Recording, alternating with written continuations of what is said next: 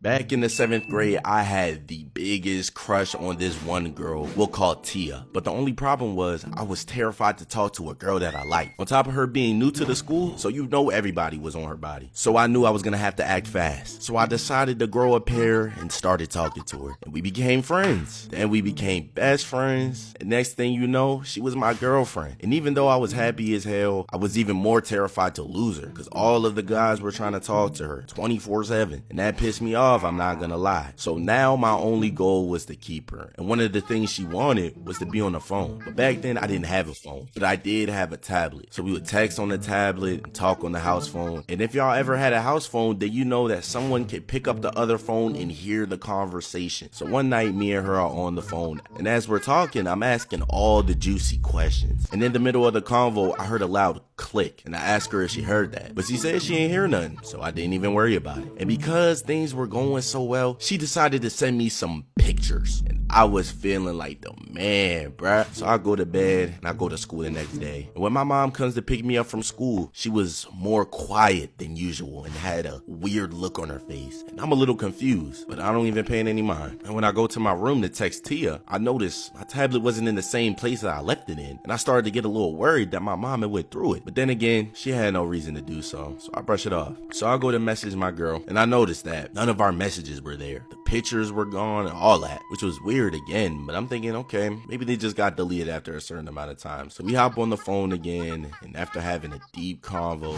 she said, "I love you" for the first time. And not only was I in love, but for once, I wasn't worried about losing her. So I go to bed, and I wake up the next day, go to school, and we get out of school. And the moment I step foot out the door, my mom spawns in out of nowhere and death grips my arm and says, "Come on." And while my mom is dragging me, she walks right over to Tia, her mom, her dad, and her little sister. And everything starts to come together. My mom about to snitch. So I start begging her, please don't do this. I don't want to lose my girl, but she didn't care. And she walks right over to her family and spills all the beans of all of our conversations to her entire family, bruh. She pulls out this big ass folder full of pictures of our conversation and all the pictures she sent to me. And I never felt more hurt and embarrassed in my life, bruh. The entire time, Tia is looking at me with just pure disappointment, bro. And we leave. And when we got in the house, me and my mom had a long talk about what's appropriate, blah, blah, blah. And my mom told me that on the night we were talking freaky, she picked up the phone and started listening to our conversation, which made her go through my tablet the next day. Then she printed out all the convos, all the pictures, and then deleted everything because what we were talking about was